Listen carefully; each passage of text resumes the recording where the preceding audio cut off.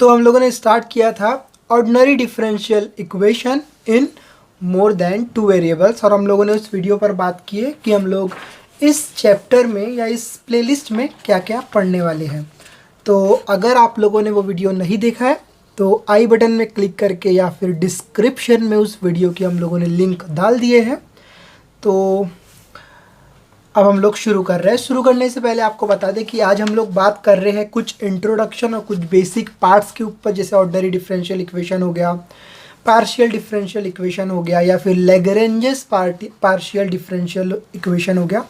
ऐसे कुछ जो इम्पॉर्टेंट टॉपिक्स है या इम्पॉर्टेंट बेसिक्स है जो हम लोगों को method for solving d x by p is equal to D y by q is equal to D z by r, इसमें यूज़ होने वाले उनके ऊपर हम लोग बात करेंगे। ठीक है, तो सबसे पहले हम लोग समझ लेते हैं ordinary differential equation in more than two variables जाने से पहले कि हम लोगों ने इसके पहले कई बार बात किया है कि डिफरेंशियल इक्वेशन क्या होता है ना।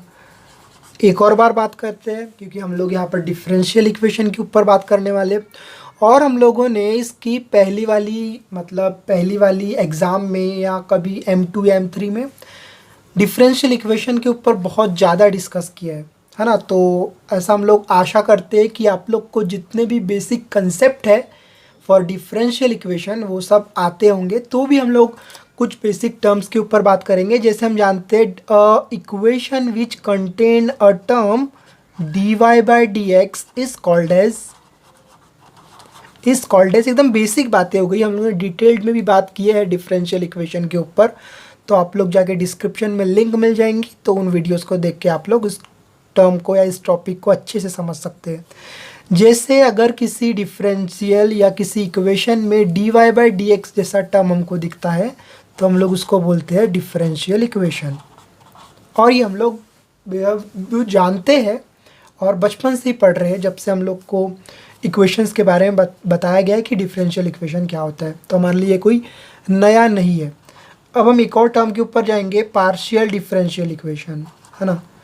अब पार्शियल वर्ड आ गया, इसके ऊपर भी हम लोगों ने डिटेल्ड में बात कर चुके हैं। तो यहाँ पर भी हम लोग जैसे एकदम बेसिक बातें करेंगे। जैसे हम लोगों ने मान लिया z is equal to f of x comma y, मतलब z जो f is a function of x comma y.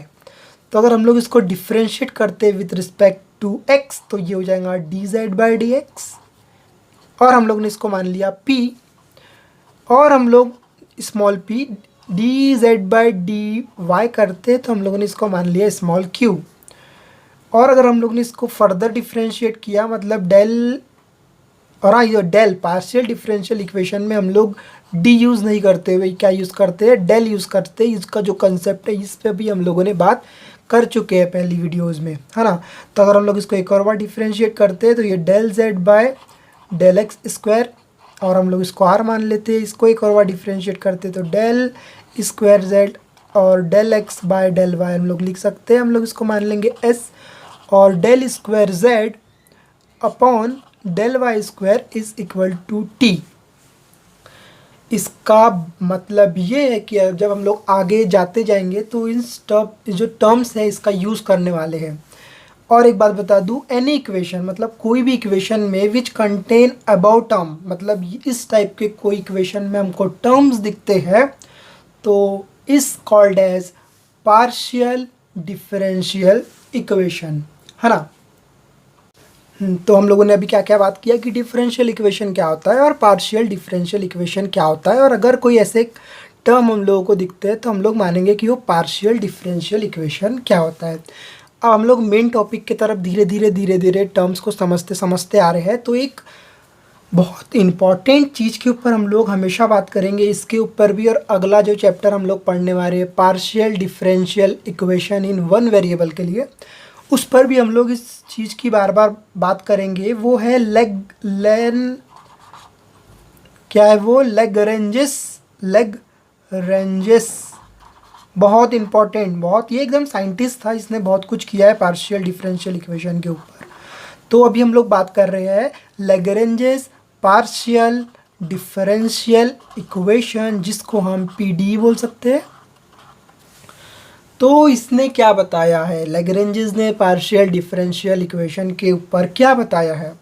तो इसने बोला है कि अगर p comma p plus q comma q, sorry p small p suffix में plus q small q is equal to r, मतलब ये कि अगर कोई डिफरेंशियल इक्वेशन हमको इस फॉर्म में दिखता है तो दैट इज़ हम लोग इस p को यूज़ करेंगे। तो ये हो गया p स्मॉल p हम लोग जानते हैं is del z by del x plus q del z by del y is equal to r, where p comma q comma r are the functions of x comma y comma z and some arbitrary constant. ये क्या है p q r, ये है functions of x y z और इसको हम लोग arbitrary constant भी बोल सकते हैं। तो इसका मतलब क्या कि इट्स ऑर्डिनरी डिफरेंशियल इक्वेशन। अगर हम लोग इस चीज़ का ऑर्डिनरी डिफरेंशियल इक्वेशन निकालते हैं तो ये हो जाएगा बेटा dx by p is equal to dy by q is equal to dz by r, है ना। तो ये हो गया dx by p is equal to dy by q upon is equal to dz by r। Above ये क्या है हमारे लिए, ये अबव ऑक्सिलरी इक्वेशन है हमारे लिए, है ना। ये क्या है, is nothing but auxiliary equation, है ना। ये क्या है, ऑक्सिलरी इक्वेशन। और अगर हम लोग इसको सॉल्व करेंगे तो करेंगे u is equal to f one x comma y one, sorry x comma Y comma z, और v मान लेंगे एक जो कि हमारा f2 होगा, वो होगा x comma Y comma z, और जो हम लोग इसका कंप्लीट सॉल्यूशन लिखेंगे वो होगा f u into v is equal to 0 and u is equal to f of v। तो ये कुछ बेसिक्स टर्म्स हो गई। और किसी लैग्रेंजेस पार्शियल डिफरेंशियल इक्वेशन को अगर हम लोग ऑर्डिनरी डिफरेंशियल इक्वेशन मान लेते हैं तो उसका जो सॉल्यूशन होगा वो दो आएंगे, एक u f1 xyz और v f2 xyz। और हम लोग इसके ऊपर कुछ बेसिक्स के ऊपर और देखते हैं। हाँ, तो और बेसिक की बात करेंगे तो ये कि इस चैप्टर में मतलब ordinary differential equation in more than two variables, हम लोग मोर देन टू वेरिएबल्स में हम लोग बात किस चीज़ की करने वाले हैं। तो हम लोग इस चैप्टर में बात करने वाले हैं प्रॉपर्टीज़ के ऊपर, और वो प्रॉपर्टीज़ किसकी होंगी, वो प्रॉपर्टीज़ होंगी ordinary differential equation in more than two variables के ऊपर, है ना। ये एक और चीज़ हो गया। एक और चीज़ हम लोग बात करेंगे कि इसमें जो ये है मतलब ऑर्डिनरी डिफरेंशियल इक्वेशन, ये बहुत इंपॉर्टेंट रोल प्ले करता है किस चीज़ के ऊपर, theory of partial differential equation. बहुत इंपॉर्टेंट, बहुत ज़्यादा इंपॉर्टेंट ये जो प्रॉपर्टीज़ है और इसके जो इम्पोर्टेंट रोल है, ये बहुत इंपॉर्टेंट रोल्स प्ले करते हैं किस चीज़ के ऊपर, theory of partial differential equation के ऊपर। और इट इज़ एसेंशियल दैट, ये समझ लो आप लोग, it is essential that should understand थ्रूली before the study of partial differential equation is begin. मतलब इसको पढ़ने से पहले हम लोगों को पार्शियल डिफरेंशियल इक्वेशन को अच्छे से समझना होगा। तो अब हम लोग देखते हैं कि पार्शियल डिफरेंशियल इक्वेशन क्या होता है। ये हुई बात, है ना। तो अब हम लोग क्या करते हैं, हम लोग कंसीडर कर लेते हैं एक जनरल फॉर्म, है ना। हम लोग क्या कर रहे हैं, कंसीडर कर रहे हैं the general form of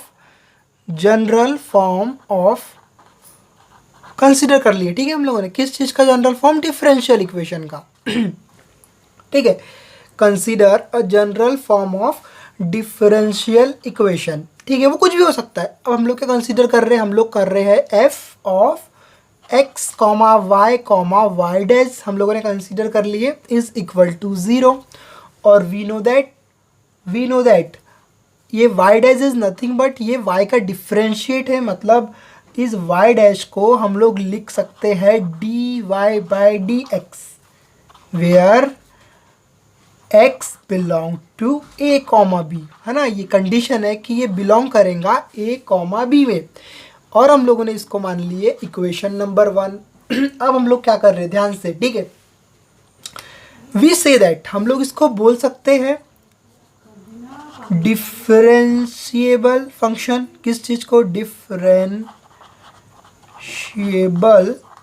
function, function y is equal to g of x, और ये है is a solution of the differential equation 1। हम लोगों ने क्या किया, हम लोगों ने जनरल फॉर्म ले ली एक डिफरेंशियल इक्वेशन का, जो कि f of x comma y y dash है is equal to 0, where y dash is equal to D y by d x, और वो कंडीशन है कि x belongs to a comma b, है ना। तो ये कि जो डिफरेंशियल मतलब हम लोग बोल रहे हैं, समझ रहे हैं, इस चीज़ को कंसीडर कर ले, we say that a differential function, differentiable function y is equal to g of x is a solution of differential equation. इस डिफरेंशियल इक्वेशन का ये जी ऑफ एक्स सॉल्यूशन हो गया।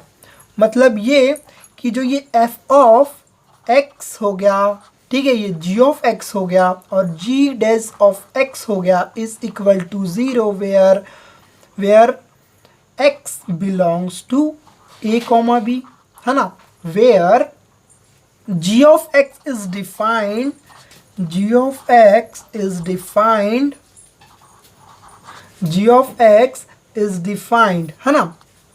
तो therefore in solving differential equation, हम लोग differential equation को solve करेंगे तो we have find all functions satisfied, मतलब हम लोगों को functions solve करना पड़ेगा जो कि उस differential equation को satisfied कर रहे, find all function which satisfied, है ना। do not conclude every differential equation has a solution, ये एक important note लिख लो आप कि do not conclude, है ना, कि उसमें conclude नहीं होगा, क्या नहीं होगा, do not conclude that every differential equation has a solution।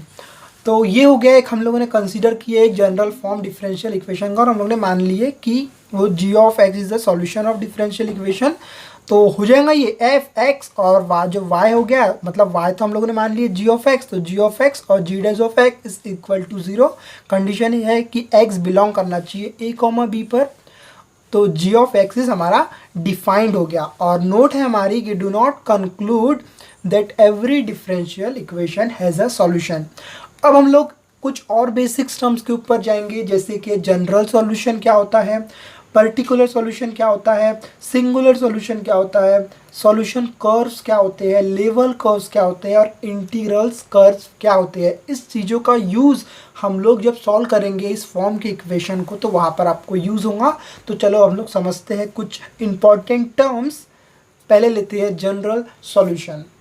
हाँ, तो ये है वो कुछ बेसिक्स टर्म्स जो हम लोग जब इसके जो न्यूमेरिकल्स प्रॉब्लम्स है या फिर इसके जो क्वेश्चंस है उसको हम लोग सॉल्व करेंगे, तो आप लोगों को कुछ इस टाइप के वर्ड्स वापस सुनने को मिलेंगे। तो वो वर्ड्स अगर आपको पहले से पता है तो ये बहुत अच्छा हो जाएगा। जैसे कि कुछ सॉल्यूशंस होते हैं, जैसे वो जनरल सॉल्यूशन होता है, पर्टिकुलर सॉल्यूशन होता है, ऐसे जो डिफरेंट टाइप्स के जो वर्ड्स यूज़ होते हैं, उन वर्ड्स के बारे में हमको पहले से अगर इंफॉर्मेशन हो तो फिर वो हमको कुछ अजनबी नहीं लगता है। तो वही हम लोग अब लोग देख रहे हैं। तो अगर जनरल सॉल्यूशन क्या होता है, ठीक है, जनरल सॉल्यूशन को समझने से पहले मैंने अभी कुछ इक्वेशन के ऊपर बात किया था। मैंने एक डिफरेंशियल इक्वेशन कंसीडर किया था जो कि ये है ना, इसको इक्वेशन नंबर 1 दे दिया, और इस इक्वेशन के बेसिस पर हम लोग जनरल सॉल्यूशन क्या होता है समझने की कोशिश करेंगे, है ना। तो क्या कि a solution of equation number 1, अगर इस इक्वेशन का solution will contain arbitrary constant c, मतलब ये कि इस जो ये इक्वेशन नंबर 1 है इसमें जो आर्बिटरी कांस्टेंट होगा उसको हम लोग स्मॉल c से डेनोट करेंगे, और उस स्मॉल c को हम लोग बोलेंगे, क्या बोलेंगे, पैरामीटर्स, है ना। We called as c is a parameters, है ना। The parameter c generates of family of solution of differential equation, और वो जो हमको स्मॉल c है जिसको हम लोग पैरामीटर बोलने वाले हैं, वो हम लोग को family of solution of differential equation, मतलब डिफरेंशियल इक्वेशन के जो सॉल्यूशंस होते हैं वो देगा, है ना। Solution containing a parameter c is called as general solution, मतलब किसी इक्वेशन में अगर हम लोग को c दिखता है जिस या पैरामीटर दिखता है तो उसी को हम लोग बोलेंगे जनरल सॉल्यूशन। तो ये हो गई जनरल सॉल्यूशन की बात, है ना। अब हम लोग देखते हैं पर्टिकुलर सॉल्यूशन क्या होता है। तो पर्टिकुलर सॉल्यूशन ये होता है कि a solution which arises by giving a definite set of value, है ना। ये वर्ड अच्छे से आपको समझना है, definite set of values of parameters acquiring in general solution is called as particular solution. उसी को हम लोग क्या बोलते हैं, पर्टिकुलर सॉल्यूशन। किस चीज़ को, जो हमको देता है डिफाइनाइट सेट्स ऑफ पैरामीटर्स जो हम लोग को जनरल सॉल्यूशन से मिलते हैं, उसको हम लोग क्या बोलते हैं, पर्टिकुलर सॉल्यूशन। और एक बात इंपॉर्टेंट, दस अ पर्टिकुलर सॉल्यूशन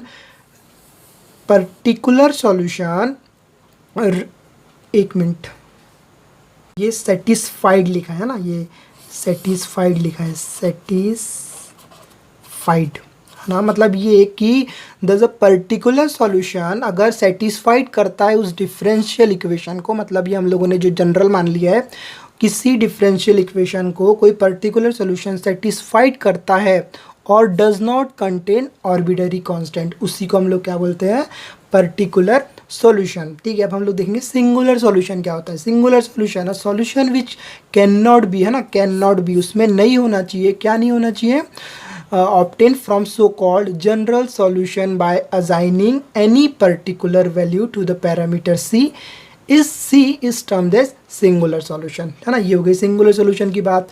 अब हम देखेंगे सॉल्यूशन कर्व्स के बारे में। अक्सर आप लोगों को क्वेश्चन में बोलेगा कि फाइंड द सॉल्यूशन कर्व्स या फिर इंटीग्रल कर्व्स, तो वो जो चीज़ है, मतलब वो जो टर्म्स है वो क्या है, तो हम लोग समझते हैं।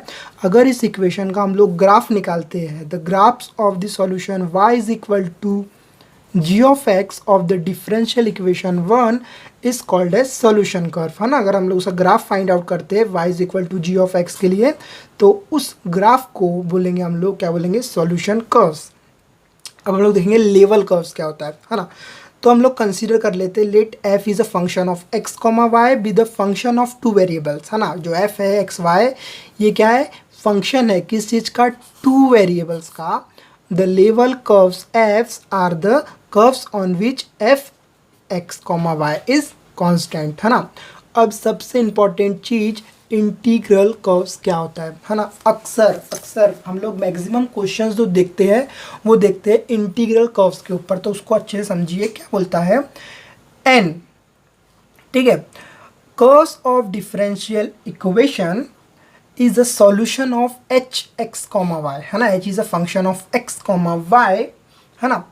ये n an integral curves of the differential equation 1, मतलब इस डिफरेंशियल इक्वेशन का अगर इंटीग्रल कर्व्स होता है तो सॉल्यूशन होगा h is the function of x comma y which is constant और every solution curves of the differential equation 1, है ना। The integral curves of differential equation are the level curves, है ना। जो इंटीग्रल कर्व्स है वही क्या है डिफरेंशियल इक्वेशन का, वो है level curves of an integral, ठीक है, of an integral of the differential equation. और नोट है इसमें, the integral curves need not be the solution curves, मतलब ये कि इंटीग्रल कर्व्स को सॉल्यूशन कर्व की ज़रूरत बिल्कुल भी नहीं होती है। तो ये हो गए बेसिक चीज़ें। तो अब हम लोग देखते हैं कुछ, मतलब जैसे कि ये है dx/p, मतलब समथिंग इस टाइप का जो है, मतलब dy/q dz/r, इस टाइप के इक्वेशन का जो सॉल्यूशन होता है वो कैसे हम लोग करेंगे उसके ऊपर बात करते हैं अब थोड़ा। तो अब हम लोग बात करते हैं auxiliary system of ordinary differential equation का। मतलब ये कि अगर किसी dx/p dy/q और dz/r इक्वेशन को अगर हम लोग को सॉल्व करना है, वो बात की बात है कि उसको कैसे सॉल्व करना है ना। लेकिन हम लोग पहले ये समझेंगे कि उसको सॉल्व कैसे करना है, ठीक है। तो अब हम लोग देखते हैं, मतलब उसकी स्टेप्स क्या होंगी। जैसे हम लोगों ने कंसीडर कर लिए एक कोई भी इक्वेशन, है ना। कंसीडर द फॉर्म, मतलब एक फॉर्म की इक्वेशन को हम लोग कंसीडर कर लिए और वो है dx/p is equal to dy/q is equal to dz/r, equation number 1 दे दिए। और हम लोगों ने जब ही बात किए थे इस इक्वेशन की, है ना, हम लोग इस इक्वेशन की बात कर रहे हैं, इट्स ऑर्डिनरी डिफरेंशियल इक्वेशन, है ना। तो ये क्या है, is nothing but auxiliary system, है ना। तो ये हो गया d x by p is equal to D y by q is equal to D z by r. हम लोगों ने कंसीडर कर लिए इस ऑर्डिनरी डिफरेंशियल इक्वेशन को। तो क्या बोलता है कि इन सॉल्विंग, अगर इस टाइप के इक्वेशन को हम लोग को सॉल्व करना है, इन सॉल्विंग दिस इक्वेशन हमको क्या करना पड़ेगा, हमको अज्यूम करना पड़ेगा, assume that we have obtained two integrable differential equation. हम लोगों को ऑब्टेन करना पड़ेगा टू इंटीग्रेबल डिफरेंशियल इक्वेशन, मतलब ऐसे दो इक्वेशन को हम लोग को वहाँ पर जनरेट करना पड़ेगा या फिर ऑब्टेन करना पड़ेगा जो कि इंटीग्रेबल डिफरेंशियल इक्वेशन हो, मतलब उसका इंटीग्रेशन हम लोग इजीली सॉल्व कर सके, है ना। तो हम लोग ने क्या किए, कंसीडर कर लिए एक ऑर्डिनरी डिफरेंशियल इक्वेशन को जो कि इस फॉर्म में होना चाहिए, और in solving this equation assume that we have obtain two integrable differential equation, जो हो सकते हैं, जैसे हम लोग मान लेते हैं एकदम general, p d x plus q one d Y is equal to r one d Z is equal to 0, ये एक हो गया। और एक और ले लेते हैं, क्योंकि इंटीग्रेबल होना वो इंटीग्रेटिंग, मतलब उसका हम लोग इंटीग्रेशन निकालना चाहिए। तो P to D x plus Q to D Y is equal to R to D Z is equal to 0। ठीक है, अब क्वेश्चन आपके मन में आ रहा होगा कैसा निकालेंगे, तो उसके ऊपर हम लोग आगे बात करने वाले हैं ना। तो ये कि ये हम लोग दो इक्वेशन ऑब्टेन कर लिए, समझ लो, जो कि इंटीग्रेबल है सब, इसका जो इंटीग्रेशन हम लोग इजीली फाइंड आउट कर सकते हैं। ठीक है, आगे लेट देयर रिस्पेक्टिव इंटीग्रेबल्स आर, अगर हम लोग इसको इंटीग्रेट करते हैं तो क्या होगा, रिस्पेक्टिव इंटीग्रेबल्स बी, तो वो होगा U X comma Y comma Z is equal to C1, ठीक है, and V X comma Y comma Z is equal to C2। इसको हम लोग मान लेते हैं इक्वेशन नंबर 2, और ये क्या है, ये है रिस्पेक्टिव इंटीग्रेबल्स, है ना, किस चीज़ का, इन दोनों का। ठीक है, और आगे दिस इक्वेशन सेपरेटली रिप्रेजेंट, और ये सेपरेटली क्या रिप्रेजेंट कर रहे हैं, प्लेन्स, है ना, planes and together a curve, together है ये, together a curves of intersection, और उसी को हम लोग क्या बोलते हैं, कॉल्ड एज इंटीग्रल कर्व, है ना। अभी हम लोगों ने थोड़ी देर पहले इंटीग्रल कर्व की डेफिनेशन देखा था, अब हम लोग यहाँ पर उस चीज़ को समझेंगे। तो क्या कि this equation separately represent planes and together a curve of intersection called as integral curve of the differential equation। कि कौन सा डिफरेंशियल इक्वेशन जो हम लोगों ने कंसीडर किए, इक्वेशन नंबर 1। ठीक है, आगे हम लोग बात करेंगे, hence the integral curves, ये इंटीग्रेबल कर्व्स ऑफ 1, इस इक्वेशन का इंटीग्रेबल कर्व जो होगा वो होगा फॉर्म अ 2 पैरामीटर फैमिली,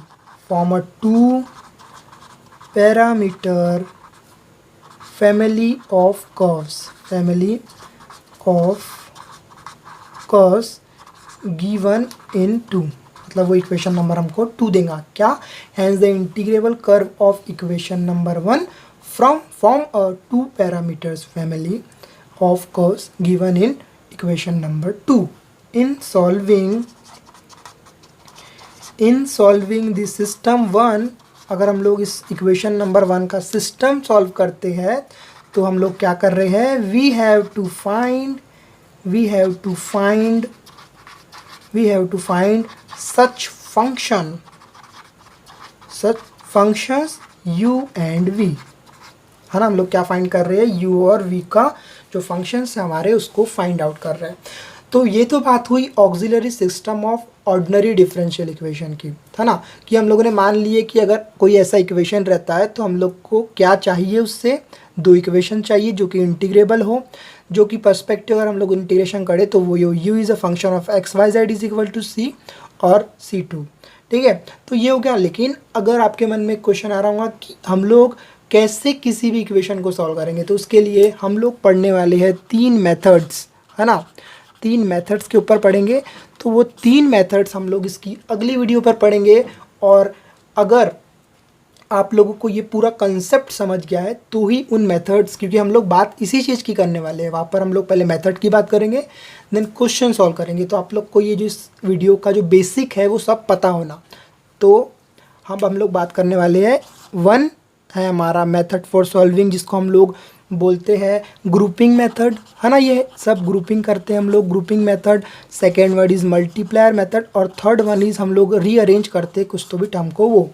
तो इस चीज़ को हम लोग अगली वीडियो पर बात करेंगे। तो बस आज के लिए इतना ही। अगर अभी तक आप लोगों ने चैनल को सब्सक्राइब नहीं किया है तो चैनल को सब्सक्राइब करिए। और अगली वीडियो में हम लोग बात करेंगे ग्रुपिंग मेथड और मल्टीप्लायर, मतलब तीनों मेथड के ऊपर बात करेंगे। देन हम लोग फिर क्वेश्चंस के ऊपर बात करेंगे और अल्टरनेट क्वेश्चंस को सॉल्व करेंगे कि वो क्वेश्चन कैसा है और वो कैसे टाइप से सॉल्व हो सकता है। तो बस आज के लिए इतना ही।